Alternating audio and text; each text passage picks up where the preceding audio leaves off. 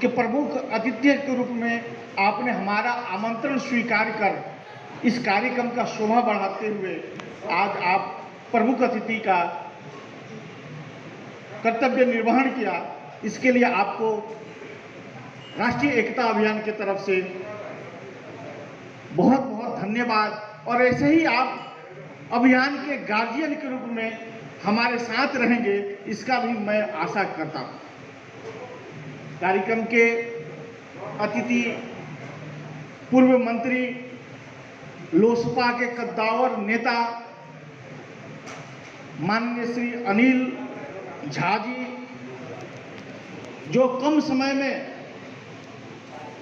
LOSPA party को हम लोगों ने निमंत्रण दिया था, लेकिन सुबह पता चला कि कोई अभी तक कंफर्म नहीं हुआ, तो मैंने डायरेक्ट पार्टी को छोड़ करके इनको ही मैसेज किया और फौरन उन्होंने अपनी राजामंदी के तहत आने का निमंत्रण स्वीकार किया और हमारे कार्यक्रम में व्यस्तता के बावजूद भी आए और गरिमा हमारे कार्यक्रम का बढ़ाया, अपना बहुत अच्छा मंतव्य भी रखे। इसलिए माननीय श्री पूर्व मंत्री अनिल झा जी को भी बहुत बहुत धन्यवाद। हमारे बीच में अतिथि के रूप में नेपाली कांग्रेस के कद्दावर नेता, केंद्रीय सदस्य और सदन में हिंदुत्व के आवाज उठाने वाले श्री सांसद पूर्व मंत्री शंकर भंडारी जी उपस्थित हुए थे और इस कार्यक्रम का गरिमा बढ़ाया था। उन्होंने अपना विषय भी बहुत बारीकी से रखा, उनको भी धन्यवाद।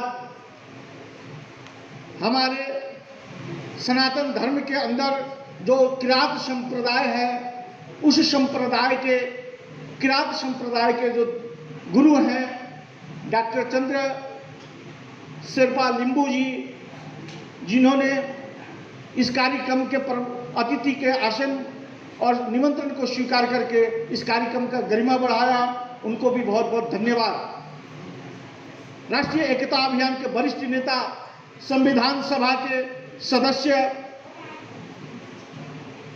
श्री माननीय बीपी यादव जी, जो इस कार्यक्रम को सफल बनाने के लिए अहोरात्र खट करके मेहनत करके इस कार्यक्रम को सफल बनाए और अभी मंच पर आसीन हैं, इनको भी बहुत बहुत धन्यवाद सम्मान करते हैं। राष्ट्रीय एकता अभियान के केंद्रीय सदस्य डॉक्टर प्रभात कुशवाहा जी, आपने भी इस कार्यक्रम को सफल बनाने के लिए जो कठिन मेहनत किया है, आपको भी बहुत बहुत धन्यवाद। राष्ट्रीय एकता अभियान इस देश के जनजाति, दलित, आदिवासी, मधेसी समुदाय को जोड़ने के जो सूत्र है, वह सूत्र सनातन संस्कृति है और सनातन संस्कृति इस देश की राष्ट्रीयता है। इस देश से सनातन संस्कृति अगर समाप्त हो जाएगा तो इस देश के अंदर आत्मा नहीं रहेगी। धर्म के बगैर इस देश को पूर्व से पश्चिम तक जो विविधता है, हर एक 40 किलोमीटर में इस देश में विविधता है, अलग अलग कल्चर है, अलग अलग खान पान है, अलग अलग वेशभूषा है। काठमांडू में आएंगे तो नेवार के अपना पहचान है, अपना वेशभूषा है। पश्चिम पूरब में जाएंगे तो जनजातियों का अलग वेशभूषा है, अलग कल्चर है, अपना खान पान है। मधेश का अपना वेशभूषा है, अपना खान पान है, अपना रीति नीति है। पश्चिम में जाएंगे तो थारू समाज का अपना वेशभूषा है, अपना खान पान है, अपना रीति नीति है। इन सबको जोड़ने का जो सूत्र है वह सनातन संस्कृति है, हिंदू धर्म है। और हिंदू धर्म मजबूत रहेगा इस देश में तो इस देश की एकता कायम रहेगी और यह देश जो है, इस देश की राष्ट्रीयता मजबूत रहेगी। इस देश, कोई भी देश की जो राष्ट्रीयता होती है उस देश की संस्कृति से बनती है। राष्ट्रीयता कोई दुकान में मिलने वाला सामान नहीं होता है। राष्ट्रीयता, किसी भी देश का राष्ट्रीयता जो है उस देश के आदि अनादि काल से चले आ रहे संस्कृति से बनता है।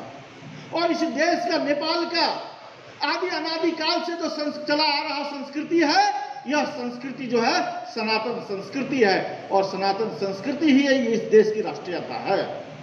इस मान्यता के आधार पर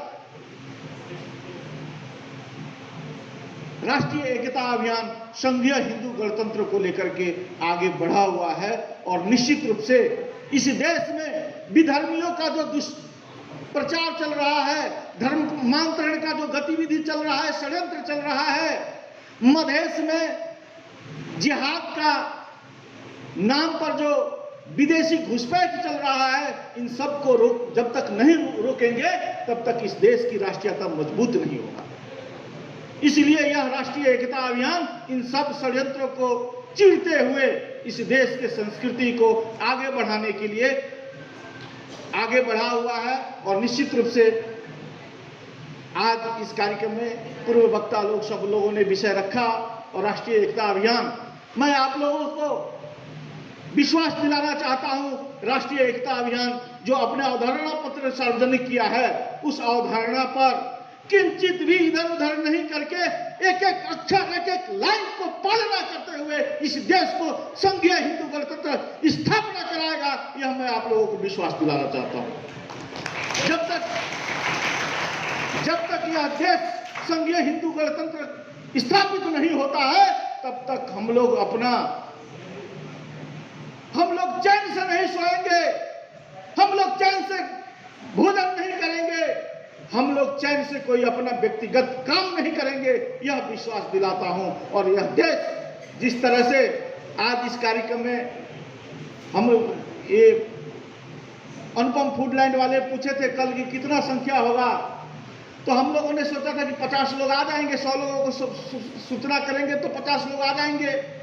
लेकिन आज आप लोगों को देखकर इतना खुशी हुआ कि 100 लोगों को हम लोगों ने निमंत्रण दिया था और 110 लोग इस हॉल में उपस्थित है।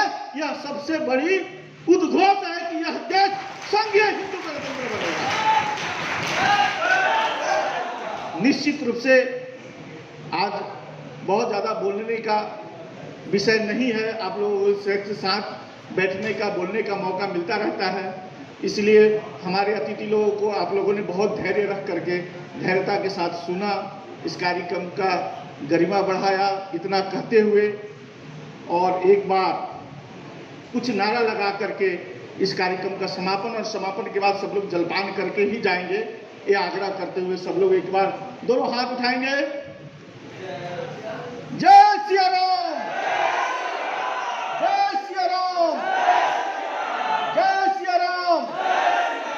नेपाल हमको, नेपाल हमको, नेपाल हमको। धन्यवाद सब लोगों को।